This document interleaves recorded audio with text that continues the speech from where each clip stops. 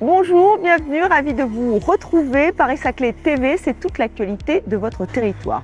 Aujourd'hui, je vous propose de découvrir le Graduate School. C'est un concept encore peu connu en France. Ces écoles rassemblent des formations de masters et de doctorats. Elles sont adossées à de prestigieux laboratoires de recherche, l'Université de Paris-Saclay en compte 17 et un institut des sciences de la lumière. Je vous emmène ensuite à la ferme de Trubuil. Alors c'est une histoire de famille. Ce couple d'agriculteurs s'est tourné vers le maraîchage et la vente directe. Ils font partie du réseau Manger Local, un site internet que vous connaissez certainement. Enfin, nous reviendrons sur la première édition des échappées vertes et les balades biodiversité, une façon de découvrir ou redécouvrir les espaces naturels de votre territoire. Nous vous en avions parlé le mois dernier, c'était dans notre agenda à retrouver à la fin de cette émission. On commence donc cette émission avec les Graduate School. Je vous le disais, le concept est nouveau, il est peu connu en France. L'Université de Paris-Saclay en compte 17 dans 3 grands secteurs, sciences et ingénierie, sciences de la vie et santé, et enfin sciences humaines et sociales. Alors le principe est simple, c'est de créer des synergies entre formation et recherche. Les étudiants de masters, les doctorants peuvent donc aller travailler dans des laboratoires de recherche pointus, des laboratoires de recherche prestigieux. Écoutez les explications de Benoît Gabriel, il est professeur et directeur de la Graduate School Biosfera. Une Graduate School, c'est un concept un petit peu nouveau dans le monde académique en France. En fait, il s'agit de faire travailler ensemble des équipes de recherche et des équipes pédagogiques qui assurent des formations au niveau gradué, c'est-à-dire après la licence. Donc en gros, on s'occupe de parcours de master puis de doctorat, donc on va jusqu'à Bac+8 dans la Graduate School dont je m'occupe. Donc la mission principale des Graduate School, en fait, c'est de faire le lien entre la formation et la recherche. Donc les nombreuses équipes de recherche qui sont présentes ici sur le plateau de Saclay et pas seulement. Et puis donc les équipes qui assurent les formations donc au niveau master. Et puis pour les doctorats, en fait, ce sont les mêmes équipes qui font à la fois la recherche et l'encadrement des doctorants. Donc le principe des Graduate School, c'est d'associer toutes ces équipes et de réfléchir ensemble à des nouveaux parcours de formation, des projets de recherche. Coopérer, puisqu'en fait dans la Graduate School Biosfera dont je m'occupe, nous avons 7 grands partenaires, 7 institutions, donc 3 organismes de recherche, dont l'INRAE, on trouve aussi le CEA et le CNRS. On a 3 universités, donc l'Université Paris-Saclay et des universités qui sont dites associées à Paris-Saclay, donc Évry et puis Saint-Quentin en Yvelines.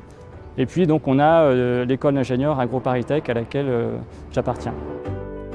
Ce qui est intéressant dans les Graduate School, en fait, c'est que c'est la première fois que sur le plateau de Saclay, les acteurs de la recherche et de la formation travaillent vraiment ensemble de façon concertée à travers cette structure qui est commune, en fait. Pour les étudiants, un des avantages, c'est d'avoir accès à des laboratoires de recherche qui sont connus en France et dans le monde, qui font une excellente recherche dans les domaines de la Graduate School.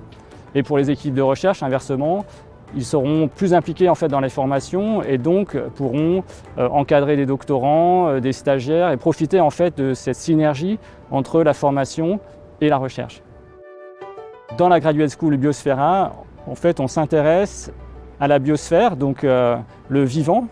On s'intéresse à la biosphère dans son environnement qui est aussi social, politique, économique, donc relation entre société humaine et biosphère. Et bien sûr, c'est particulièrement important quand on pense aux grands défis sociétaux que nous devons relever, que ce soit les changements climatiques, la sécurité alimentaire, la santé globale, incluant celle des écosystèmes, la préservation de la biodiversité, ou le passage à une économie qui serait basée non pas sur des ressources fossiles, mais des ressources biologiques. Donc on retrouve finalement la biosphère au centre de toutes ces transformations, et c'est ça qui fait l'originalité et la richesse en fait du projet porté par Biosfera.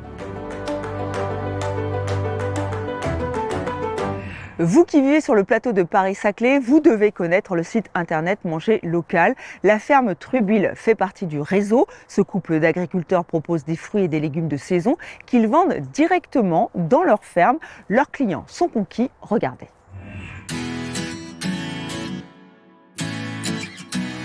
Bienvenue sur l'exploitation à Saclay. Donc on est agriculteur depuis plusieurs générations sur le plateau de Saclay.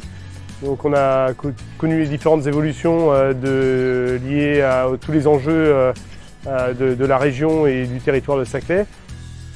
On a cherché un projet de diversification par rapport aux grandes cultures qui étaient produites sur l'exploitation. Donc on produisait essentiellement des céréales et du colza sur l'exploitation, et on a cherché à développer d'autres choses et on s'est tourné assez rapidement vers le maraîchage et la vente directe pour valoriser notre espace agricole. Aujourd'hui, on a 25 hectares de fruits et légumes cultivés, donc à la fois une partie sous serre, une partie la plus importante qui est en légumes de plein champ, et aussi une partie de vergers, d'arbres fruitiers, donc pommes, poires principalement. C'est principalement une clientèle locale qui consomme nos produits, donc qui habite dans les communes du plateau de Saclay ou limitrophes. Quelques-uns viennent d'un peu plus loin, mais la grande majorité vraiment vient du territoire. Et également, une petite partie de la production est vendue sous forme de panier dans les entreprises, et une autre partie sous forme de commandes groupées auprès des étudiants qui sont tous arrivés sur le plateau de Saclay. Comme on est parti de zéro en 2010, quand on a commencé le projet, il a fallu déployer toute l'exploitation pour qu'elle arrive à la taille actuelle. Et finalement, on n'a fait qu'accompagner la demande des consommateurs, et ça marche principalement par du bouche à oreille, puisque on a juste quelques informations des fois qu'on diffuse sur les réseaux sociaux ou par le biais de notre page internet de la ferme. Mais principalement, c'est du bouche à oreille, des gens qui passent devant, qui par hasard, qui ne connaissaient pas, qui s'arrêtent. Alors on se dit peut-être qu'on répondait à une attente des clients, enfin en tout cas nous on fait quelque chose qui nous plaît aussi. Et c'est surtout ça, je pense qu'on a réussi à trouver une diversification qui nous plaît, et on a réussi à proposer quelque chose qui plaît aux clients, donc c'est voilà, donnant-donnant. On entend parler de plus en plus, notamment par rapport aux problématiques énergétiques et de résilience des territoires. Le fait de manger local, ça fait déjà vivre un agriculteur à côté de chez soi, ça fait vivre une économie agricole, parce qu'on a aussi toute une équipe autour de nous qui travaille. Et ça fait vivre un territoire. Pour moi, ça a du sens. Le fait de manger local de saison, ça permet de manger sain et sans non plus que ça coûte forcément beaucoup plus cher. Parce que quand c'est la saison, voilà, le légume reste bon marché, quoi. Quand le client arrive dans le point de vente, c'est la surprise. Ah il y a ça y est, la saison a démarré. Les légumes sont exceptionnels, ils sont très frais, ils sont très beaux, ils sont cueillis de la veille ou 2 jours avant, et puis ça change forcément du supermarché. Il y a une ambiance aussi, on se connaît tous, on échange des recettes avec des produits frais, etc. On suit les saisons et puis les aléas aussi du métier d'agriculteur, la météo qui est favorable ou pas favorable. Enfin, voilà, on a des bonnes et des mauvaises surprises avec la nature, quoi. Et maintenant, des échappées vertes. Cette première édition a été une réussite. Vous étiez plus de 400 à participer à cette découverte de la zone de protection agricole et forestière du territoire du plateau de Paris-Saclay. 4115 hectares préservés. Alors cette journée elle a été riche, il y avait beaucoup d'animations. Le rendez-vous avait été donné ici. Un escape game de 10 km a séduit beaucoup de visiteurs. Nous allons revivre donc cette première édition avec Sybille Parent. Elle est chef de projet agriculture à l'EPA Paris-Saclay.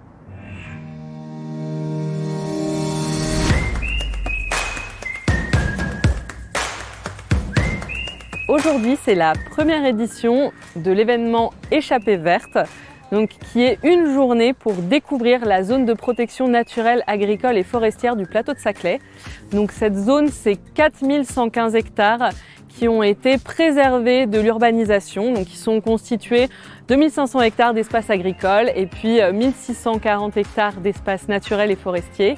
Et donc aujourd'hui, ce qu'on a fait, c'est qu'on a emmené donc les habitants, donc beaucoup de familles et puis quelques étudiants du plateau. Donc on avait 450 personnes inscrites.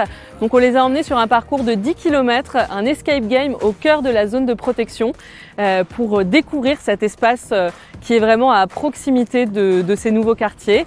Et puis donc là, l'après-midi, c'est plutôt un village festif avec des animations autour de l'agriculture, de la transition écologique pour voilà, prendre du temps et puis découvrir les produits locaux et puis tout ce qui se passe sur cette zone de protection.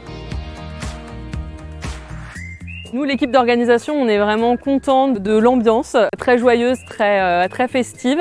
Et puis, on a vraiment des retours très positifs des personnes qui ont fait l'escape game, qui ont pu faire beaucoup d'animations sur le parcours, des jeux et puis découvrir un peu mieux les différents milieux naturels, les types d'exploitation agricole, entre des exploitations plutôt céréalières, des exploitations très diversifiées avec du maraîchage, Et puis voilà, passer par ces lieux qui sont assez remarquables dans le patrimoine du plateau de Saclay. Dans les prochaines perspectives sur la zone de protection naturelle agricole et forestière, on a le lancement, la révision du programme d'action, qui est en fait un programme qui regroupe tous les acteurs, une trentaine d'acteurs en fait pour valoriser et préserver ces espaces. Donc on termine le premier programme d'action et là cette journée c'était aussi pour marquer le lancement de toute la concertation qui va avoir lieu pendant la prochaine année pour définir avec tous les acteurs du territoire les nouveaux enjeux, ce qu'on veut, ce qu'on voit pour valoriser cet espace et puis du coup voter un nouveau programme d'action à la fin de l'année 2023.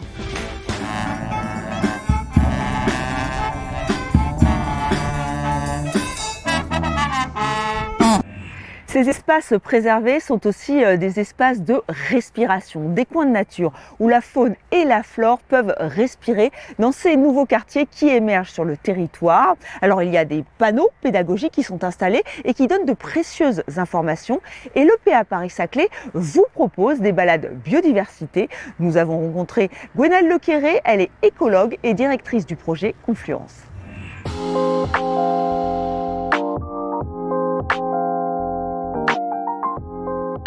On se retrouve sur le quartier de l'école polytechnique où vient de s'achever une balade biodiversité organisée par l'EPA Paris-Saclay qui propose aux habitants et aux usagers du quartier de découvrir les espaces qui ont été mis en place et qui peuvent accueillir à la fois une faune diversifiée, de la flore, tous ces espaces de respiration du quartier qui sont aménagés au nord du quartier de l'école polytechnique. Je crois qu'il y a pas mal d'intérêt sur ces espaces. On a beaucoup de retours qui sont très positifs, beaucoup de curiosité. Et c'est pour ça d'où la demande de ce réseau de panneaux pédagogiques qui ont été disposés là, ces derniers mois et qui permettent d'expliquer un petit peu et la philosophie de la création de ces espaces et puis leurs usages, la façon dont ils sont gérés, etc. C'est des sujets qui intéressent beaucoup ces nouveaux acteurs des quartiers. Les balades de biodiversité, là c'est la deuxième année que ça a lieu. Il y avait une première visite qui a eu lieu l'année dernière ou il y a 2 ans qui avait eu pas mal de succès en sortie de pandémie. Et là on a l'impression qu'il y a vraiment une appétence pour la découverte de ces espaces dans le quartier, peut-être plus largement. Là, on est sur le quartier de l'école polytechnique, mais ça aurait pu être aussi sur le plateau dans d'autres secteurs. Et je crois que l'idée, c'est de renouveler cette proposition de découverte collective d'année en année, donc soit dans la semaine de la biodiversité comme cette année, ou dans un autre cadre à définir.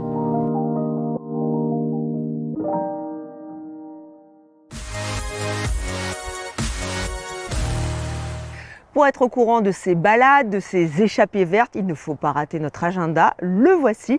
Vous n'avez toujours pas vu Paris-Saclay Paysage?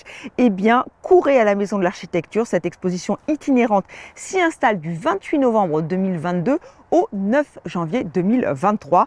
Et le 1er décembre, une conférence EPA Paris-Saclay réunira le paysagiste Michel Desvignes, le plasticien Bernard Monino, un rendez-vous animé par l'historien de l'art et commissaire de cette exposition, Marc Partouche. C'est à 19 h. Connaissez-vous les ordinateurs quantiques, les crampons qui mesurent les performances sportives ou encore l'hélice de bateaux silencieuse? Ces innovations n'auront plus de secret pour vous après avoir vu le showroom technologique de Paris-Saclay.